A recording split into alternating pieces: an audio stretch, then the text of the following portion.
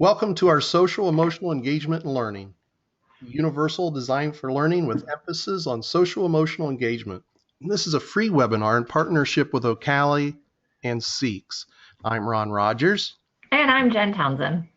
and we're excited to be with everyone today.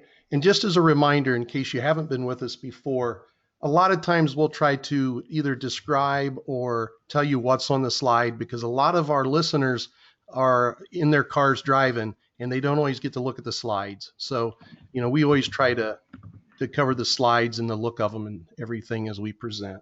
I'll cover those overarching goals. Provide a practical inquiry tool for educators to discover what's working in their practices to enhance learner engagement. That's that overarching goal. And then the learner objectives are, as a result of this learning, the participant will be able to articulate the importance of social emotional development and discover how universal design for learning connects with social emotional development. Awesome. So when we think about like how we can structure our time, I think all of us tend to, as humans, work best when we have kind of a little bit of an agenda and an overarching goal. So thanks, Ron, for sharing that one. With those objectives, let's plan on meeting those with this learning plan. We're going to talk about the why, the what, and the how of SEEKS. SEEKS is a social emotional engagement, knowledge, and skills framework that helps support the way that we think about why we're doing what we're doing, specifically around like the neuroscience behind human connections, putting an emphasis on neurodevelopment. Then the what, like the what of the instructional elements that we can really use about our lessons and our activities and our consultations with colleagues to foster that social engagement for kids. And then really the how. The how part, I feel like often we forget this part, but these are really the pathway towards sustainability, providing us the tools and the resources, and really taking the time to work within some kind of different tools that appreciate and place high value on what we're doing in the field. Rather than telling us we should be changing what we've been doing, let's emphasize the things that are working and get kids authentically engaged within their learning. So I say we get started, Ryan. What do you think? I think it's a great idea. Let's do it. Great, great. So we're going to start with the why, guys. We're going to dig into that why, and we're going to talk about student success and school climate, really in particular with ESSA and the recent passage of this, Every Student Succeeds Act. It does encourage us to implement innovative practices. Well, I mean, most of us got into education because we're innovative, we're creative thinkers, and we're in a system that sometimes puts some boundaries and barriers in our way. And our goal is to move past those barriers, remove those barriers so that all students can receive positive and equitable learning environments that offer outcomes for every single student. It's really important that we understand that through our practices, the more inclusive we can get in the way we're providing instructional opportunities for all kids and really for ourselves, the more success we're going to see throughout our experiences. I feel that co-serving our learners and using a multidisciplinary team approach really can help us enhance what we're already doing so well to truly actively engage our learners.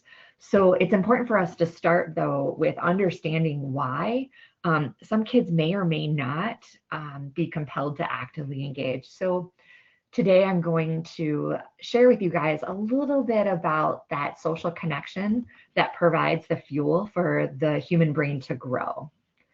So if you think about this, social connections and growth of the human brain, well, if you look at the image of the human brain development, you'll see that it goes from young baby, infant stage, all the way up through adulthood.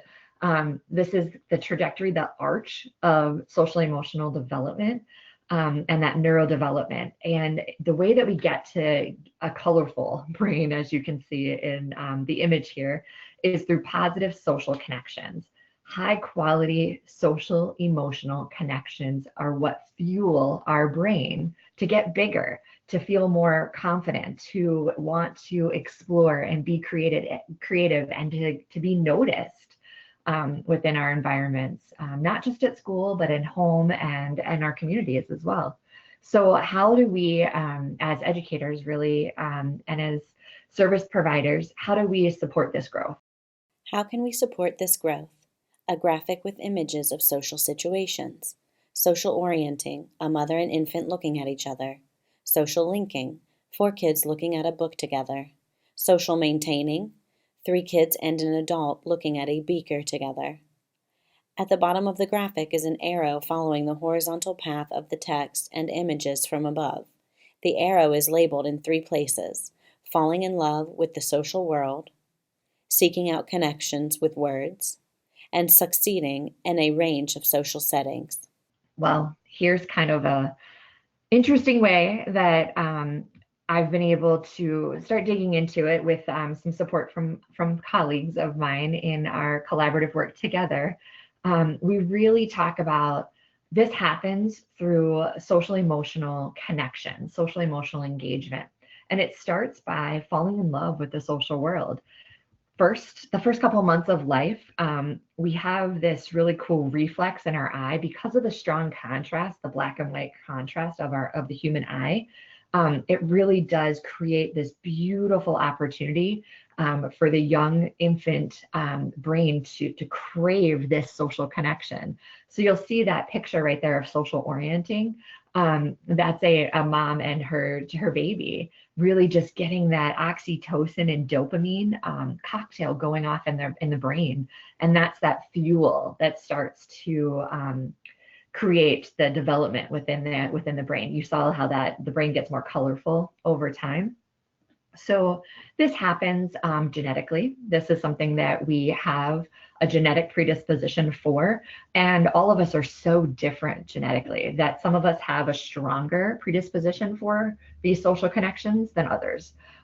However, that's not the only thing that fuels our brain. It's also the environmental factors that we surround our children with, and that we expose our young children under a year to, that create that social orientation opportunity for kids. Because then from there, we've developed our social brain. Then from there, it kind of grows. Our brain starts to grow into this like socially linking, where we want to seek out connections with language. And we see these kids, our kids in general, just starting to seek each other out. I think many of us that have children of our own, in the questions box, somebody commented they have their 3 kids with them right now. It's, you have that child that's constantly like pulling at you, like, I need, I want, I see, can I have? And the language just starts exploding, and they're seeking out these connections. They're starting to really like this social world. And we do this through our grabbing and our pulling, and we're creating these positive social interactions with language. What we're looking for in social emotional engagement is for the language to be using not just like I want type phrases, but we're asking for that connection. And what connects us to one another is the agent, the person. And it's the person paired with an action that really makes communication powerful. That's what helps us seek out those social connections. And it supports us in our ability to, again, fuel that brain to grow so that we can talk about the past, we can talk about the present, we can talk about the future, and we can start to really grow our language part of our brain so that then in return we can succeed across a range of social settings, and we can get to that executive functioning aspect where we start creating these strong, long-term language-based and relationships, and we're motivated to want to engage with others. We're thinking about ourselves, but in return, we're also thinking about others, and we're planning for how we're going to engage within these relationships, how we want to succeed across a range of different social settings, atmospheres, environments. So with that, we have this development of our executive functions over time. So if we think about the brain and we think about like the chemicals that we get in our brain from these social interactions, that oxytocin, that dopamine, those feel good, positive hormones, that chemicals that go off in our brain, we really get jazzed into the why, like why social emotional engagement is so important, and then how engagement does equal learning. So we break it down one more way for you, and you can see the why of social emotional engagement, and you can see that there's the child is socially orienting themselves, so they're able to attend and respond, right? Then they're socially liking different things that are going on. They're linking this through increased initiations and actively seeking out other people. And then we have this fun part called social maintenance, right? We're really looking at our reputation and how we're fitting in with other people. You can see that brain across the bottom of this slide right here. We fall in love with the social world, we seek it out, and then we succeed across a range of social settings. This is how the human brain loves to grow when it comes to that social emotional engagement factor. And this is really, in all intents and purposes, when we can fall in love with the social world, we can use our language to seek out social connections, and we have a social maintenance opportunity where we can succeed across a range of different social settings. We get authentic learner engagement, and when they're authentically engaged, they're learning. So I think that that's kind of the big crux of the basis of neuroscience of social emotional development, and what we can hope to see in our learners. So that's really the big why behind the social connections. Let's look at the why of learning. When we look at the why of learning, we might recognize some things on this next image here around engagement, representation, action, and expression. You might see like, gosh, this looks like universal design for learning. Well, if you're thinking that, you're right.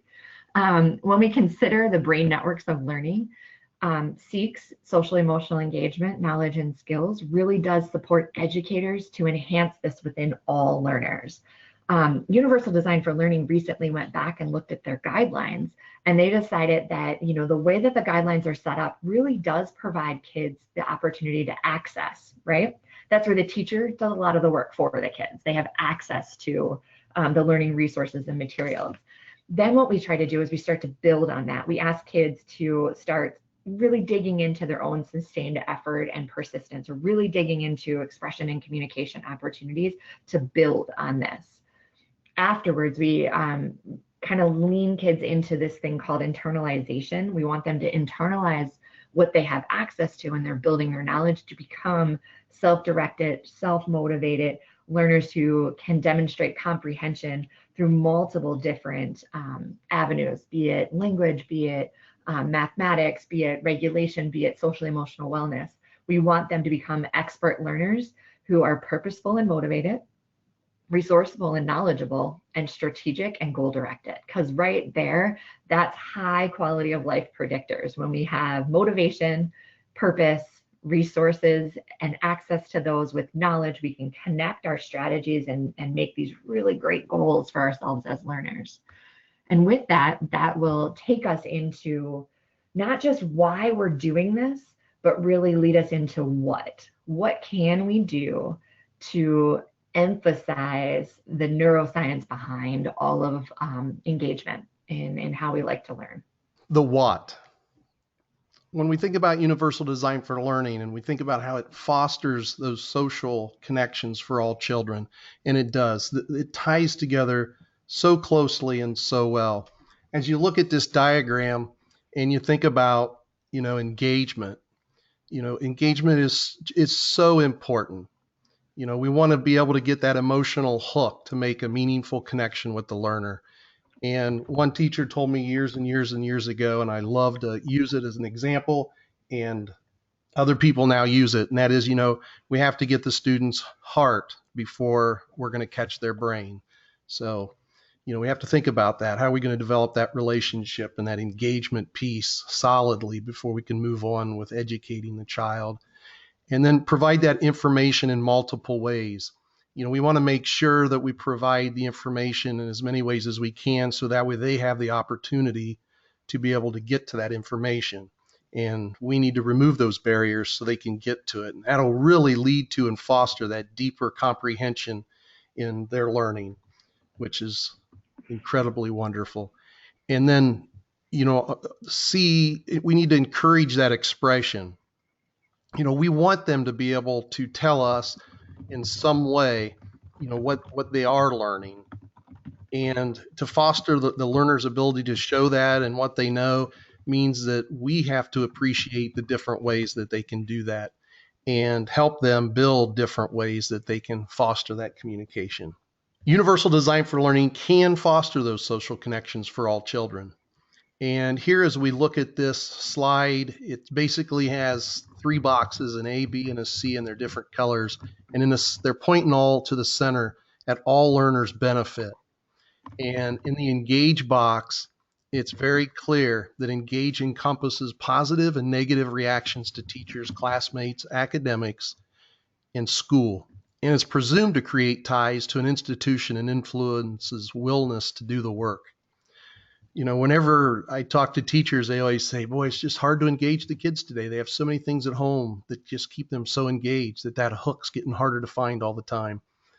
Luckily, with Universal Design for Learning and the framework, it helps do that. And that behavioral engagement piece, the access, it draws on the idea of participation. It includes involvement in academic and social or extracurricular activities, and is considered crucial for achieving positive academic outcomes and preventing, the dropping out. So if students have the engagement and the access, we also need them to have a way to express that cognitive engagement. And it draws on the idea of that investment. It incorporates that thoughtfulness and willingness to exert the effort necessary to comprehend complex ideas and master those difficult skills. And, every day, learners come into the classroom. And if we can just keep this framework in mind as we're trying to establish that social-emotional day-to-day with our kids, it would just be so much better.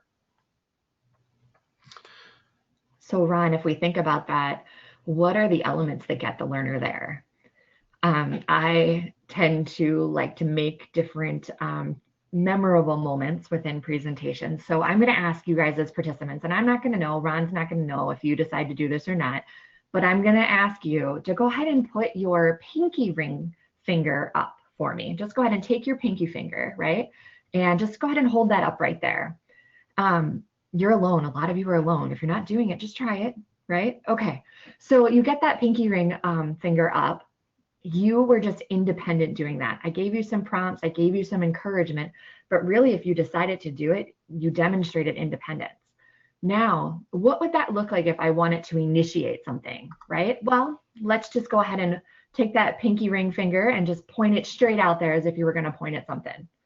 Nice, that was an initiation. That typically would be looked at as a social initiation. That would get someone's attention if you were in a room with someone else. All right. Now the investment one's really fun, especially if you're completely alone, because nobody's going to see you do this. But one thing I see in classrooms all the time, when kids are truly emotionally invested in what they're doing, you've got that hook. They've got access, they're building on it, and they're ready to internalize the information we're sharing with them.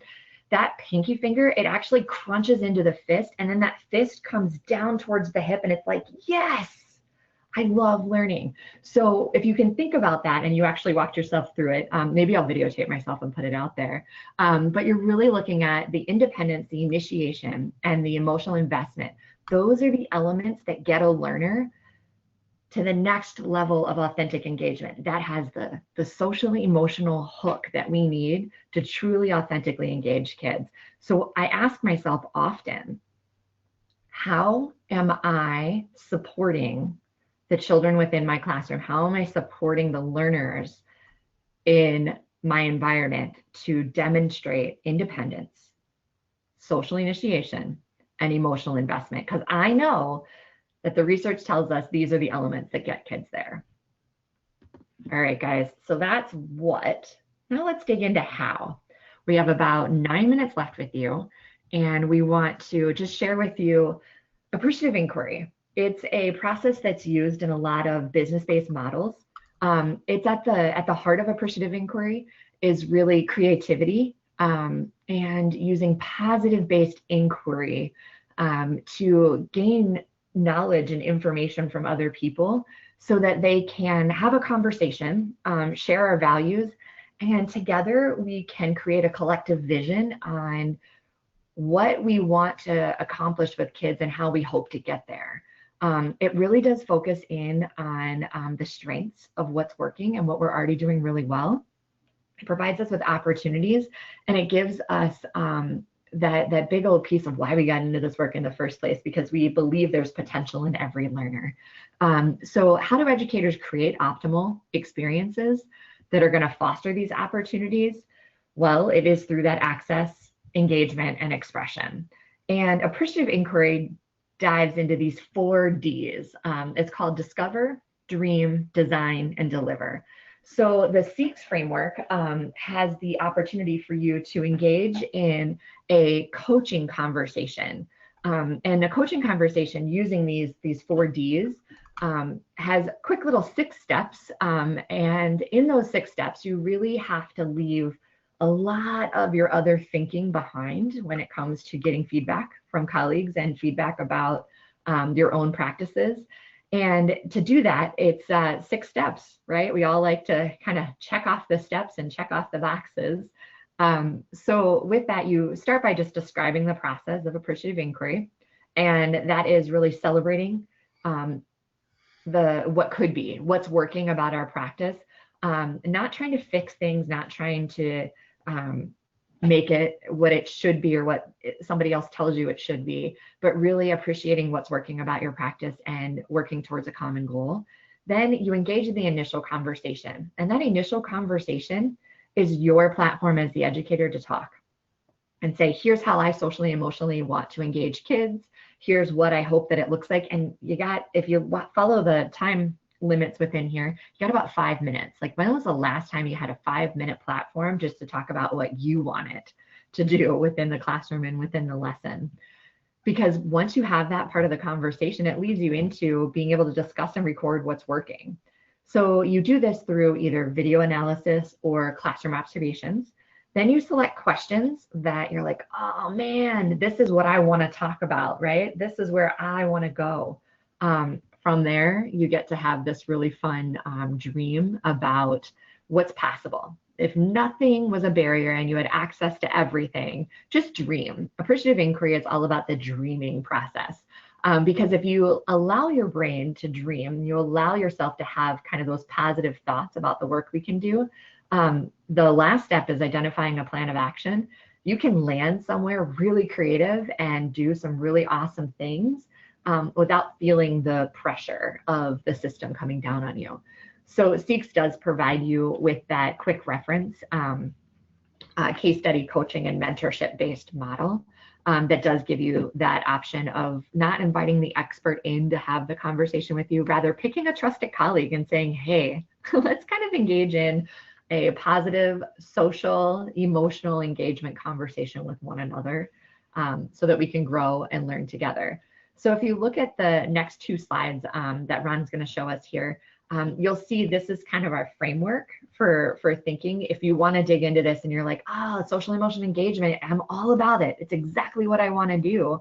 But I need a framework to think a little bit more because it's a lot of information.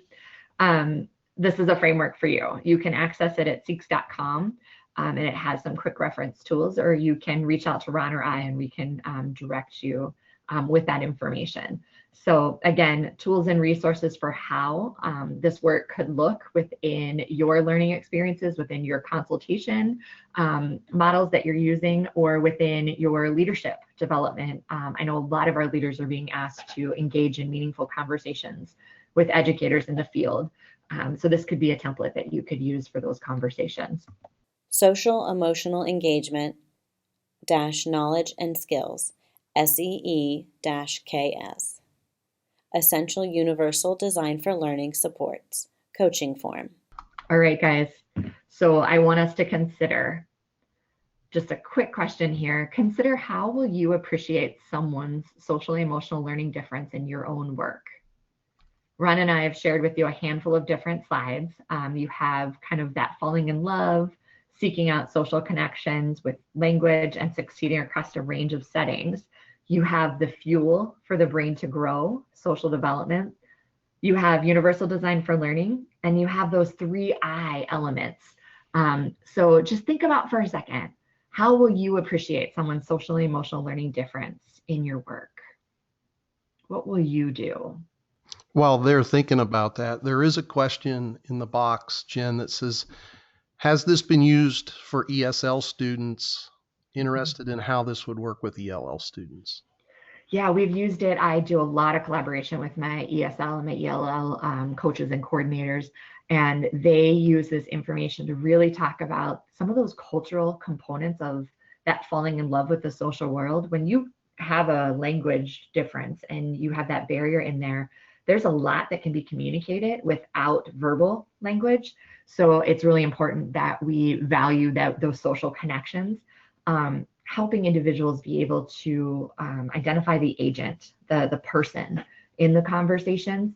And when we can notice what to notice within a learning environment, that different things that are working, we can avoid spinning our wheels on, well, he just doesn't speak the language, or he doesn't learn at the same level, or his reading comprehension isn't at grade level. It helps remove those barriers in the conversation to really engage in, well, here's what's working. And here's when we see the student most successful. So how do we do more of that across more environments, across more settings within that student's access? And we have another question. Are the effects similar for introverts who don't crave social interactions as much, but prefer solo reflection, introspective and more? Is that addressed in the research?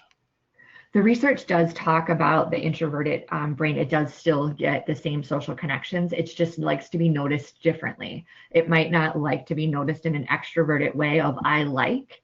And most of us actually don't enjoy the I like noticing, rather using phrases of I see or I heard. And that doesn't have to be a verbal exchange, especially with our introverts. Sometimes that's kind of sets off some anxiety responses that we are not yet comfortable with. So what I tend to do with more of my introverts, I like to do visual communication or electronic communication. Like technology's right there in our hands. Sending them a comment on a shared Google Doc, or giving them a Post-it note, or even having signals set up like, I notice you and I want you to know that I've noticed you, and just a quick little hand signal that's between you and me can go a really long way for some of our introverted kids. I also think journaling with our introverts is really important. I think that it's kind of one of those things we tend not to find time for. But when we have an introverted learner, just creating a quick little journal back and forth can really allow them the opportunity to be seen, but not be publicly provided that platform, because they don't crave it the same way that an extrovert might crave that. Excellent. Look at that. We've made it. Jen, can you believe it went so quick? You know, it was a lot of fun, Ron, and I kind of thought it was going to be quick, and I had a blast. So hopefully our attendees did as well. And they find us on either Twitter or on the hashtags that we put out there, the UDL chat that runs, as well as hashtag SEL_UDL. Yes. Excellent. And just as a reminder, feel free to join hashtag UDL chat 9 p.m. every first and third Wednesday of the month. Jen Townsend, MED. Jennifer.Chesson, CHESSON Townsend, TOWNSEND @gmail.com. At Jen C. Townsend. Ron Rogers, EDD. Ron_Rogers @OCALI.org. At Ron B. Rogers. Hashtag SEL_UDL. www.see-ks.com. At SEEKS Education. And to the end, Thanks everyone for attending. thanks so much for spending the last 30 minutes with us today. We know how important your time is, which is why these are as short and concise as possible. Please be sure to fill out the exit survey, which helps us get better. It'll only take you less than a minute. So we hope that you can do more than make a difference. You can be the difference. Keep working, keep appreciating, keep valuing yourself, and keep socially, emotionally connecting with one another. Thank you for your time.